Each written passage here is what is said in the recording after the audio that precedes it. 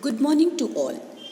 Today, in this lecture, I am going to cover the following topics: diffraction at a slit, single slit, theory of diffraction, width of central maximum and Fresnel's distance, difference between interference and diffraction. So, let us start with diffraction. Now, diffraction of light. This you must have studied in your previous classes.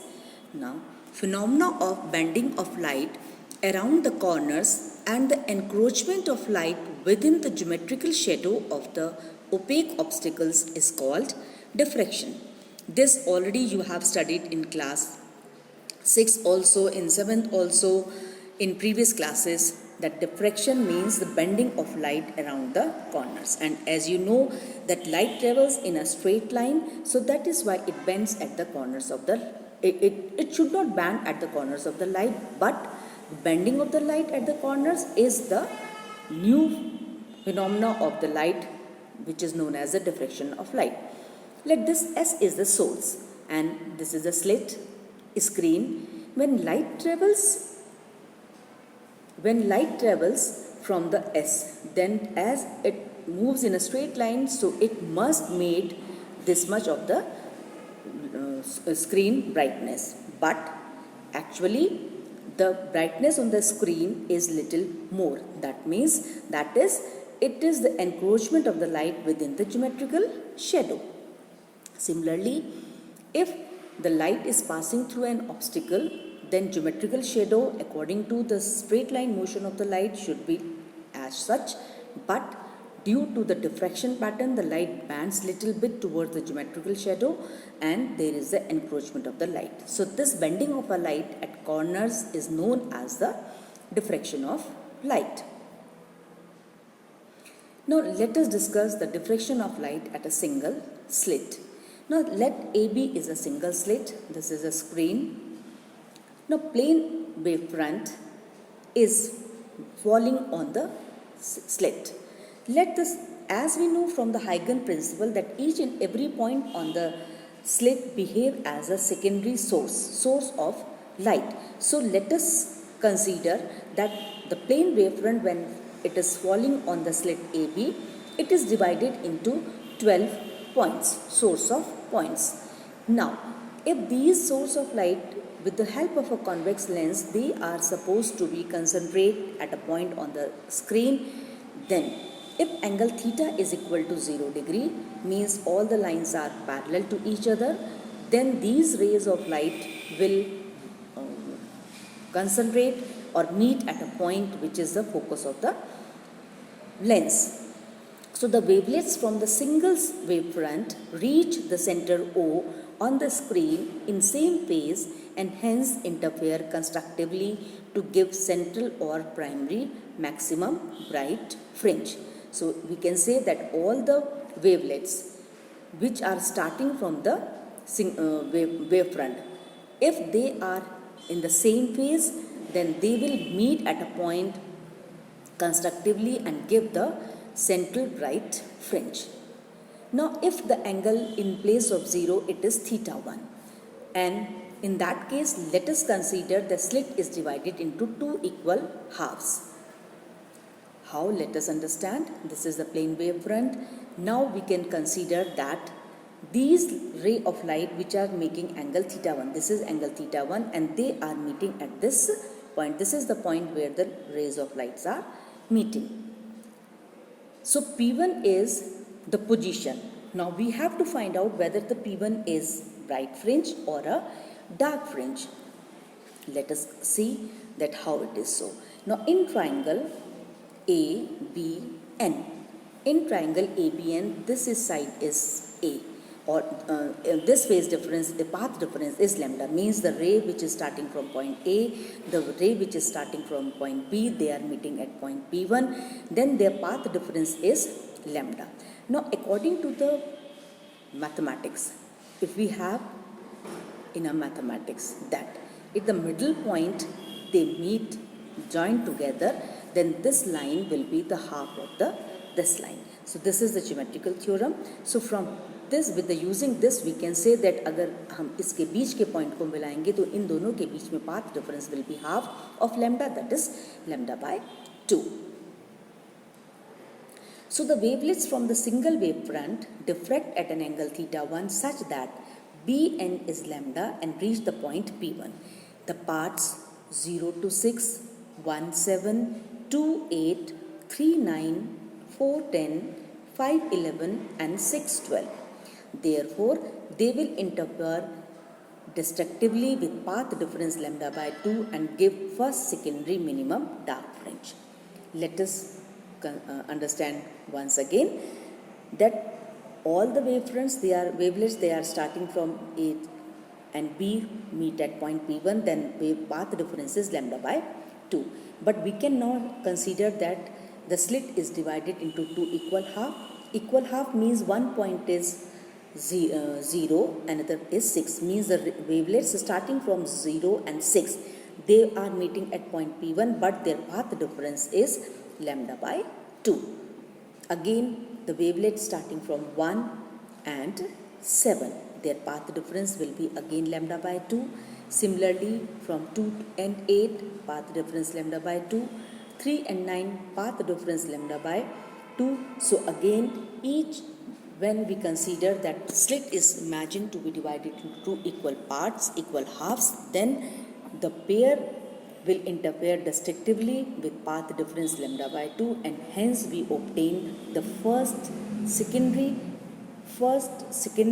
maxima at point P1. So P1 will be the dark fringe.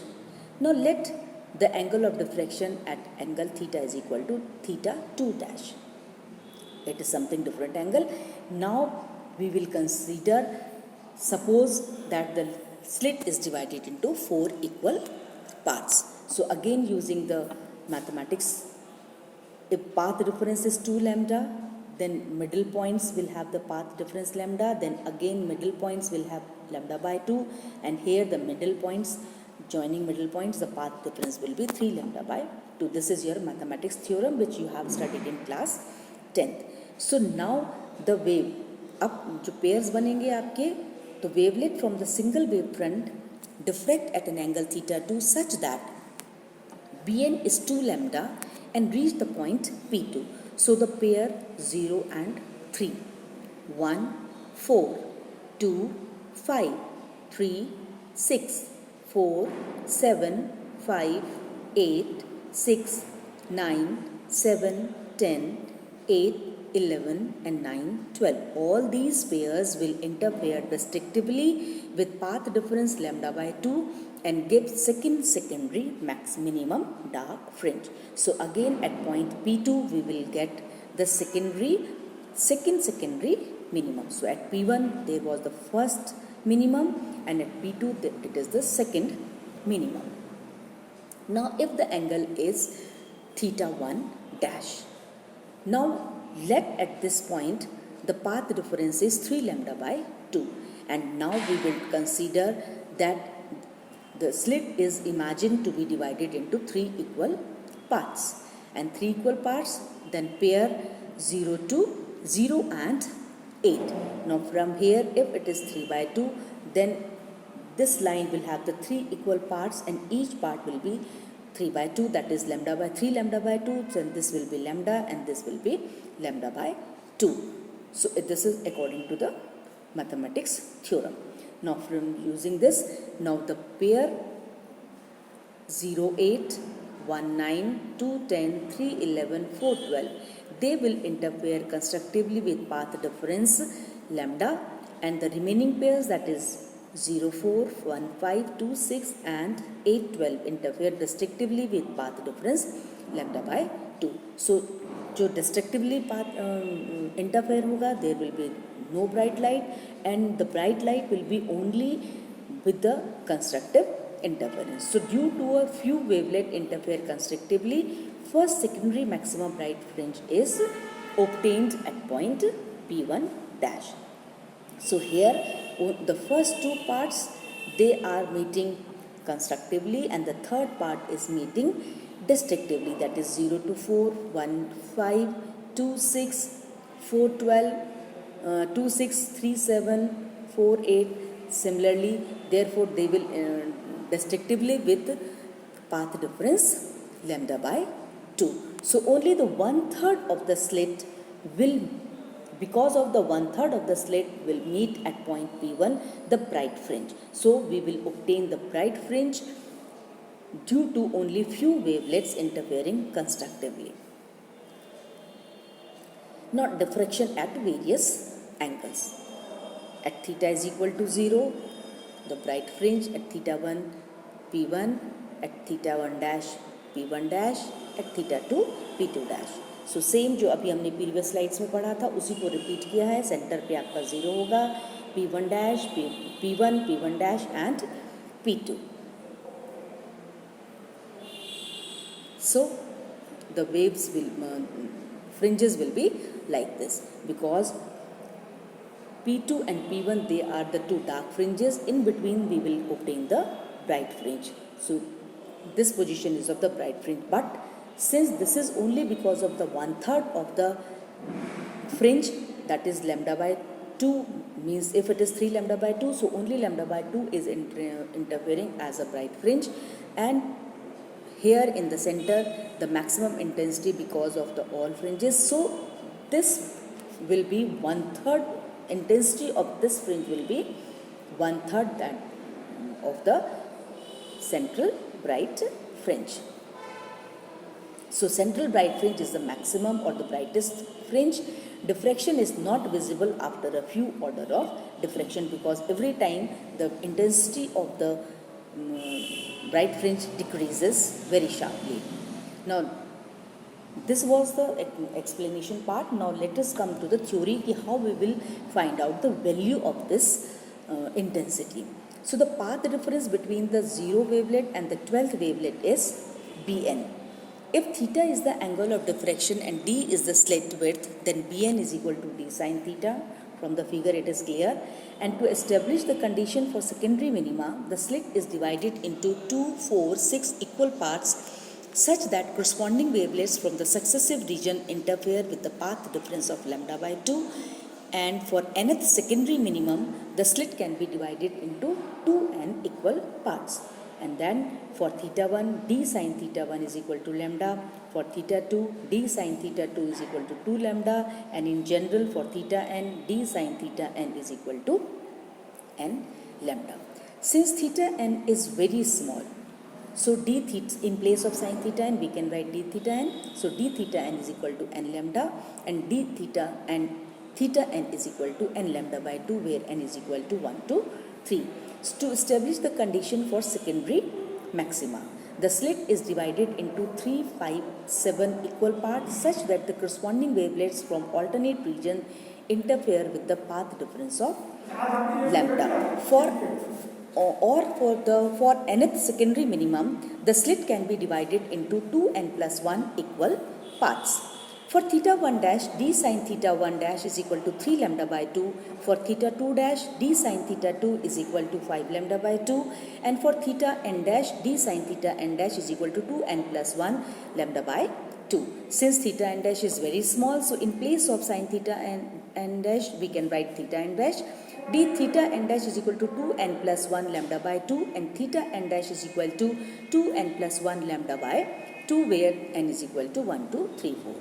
So now with the help of this we can find out the width of the central maximum. Let us draw the figure again. Now O is the position of the bright fringe, P1 is the position of the dark fringe. So the bright fringe will obtain from O to P1. Now from the figure, tangent theta 1, since theta 10 is this perpendicular upon the base, so we can say tan theta 1 is equal to y1 upon capital D, or theta 1 is equal to y1 upon d, since theta 1 is very small. So d sin theta 1 is equal to lambda. So here we can say theta 1 is equal to lambda upon d.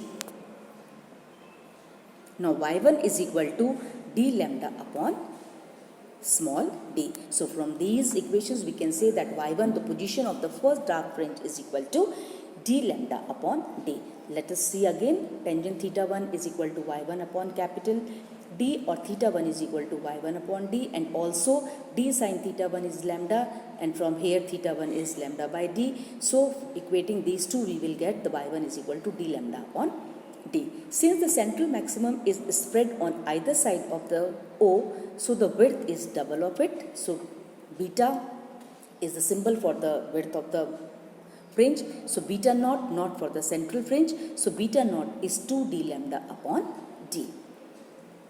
Now Fresnel's distance.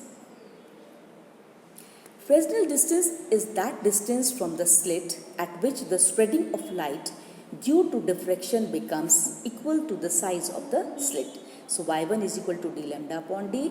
At Fresnel distance, y1 is equal to d, and d is known as the df. So we can say that df lambda upon small d is equal to d, or df is equal to d square upon lambda. So if the distance d is the distance between the slit and the screen. So if the distance d between the slit and the screen is less than the Fresnel's distance df, then the diffraction effects may be regarded as absent. So for diffraction pattern, it is compulsory the distance between the screen and the slit must be greater than the Fresnel's distance. So ray optics may be regarded as a limiting case of the wave optics. So diffraction pattern will be observed only in the limiting case, otherwise there will be the straight line motion of a straight line behavior of a light. Now let us discuss the difference between the interference and the diffraction. Now interference is due to the superposition of the two different wave trains coming from coherent sources, while diffraction is due to the superposition of the secondary wavelets from the different parts of the same wavelength. This is the important difference. In interference, the two different wave trains are superimposing, but in case of the diffraction, the secondary wavelets from the different parts of the same wavefront are superimposing. Fringe width is generally constant. In diffraction, fringes are of varying width. Central bright fringe is twice the width of the other bright fringes. All the maxima have the same intensity, while in case of diffraction, the maxima are of the varying intensities. There is a good contrast between the maxima and minima, and there is a poor contrast between the maxima and minima. So this is the basic difference between the interference and diffraction. So that is all for today's lecture. Thank you and have a nice day.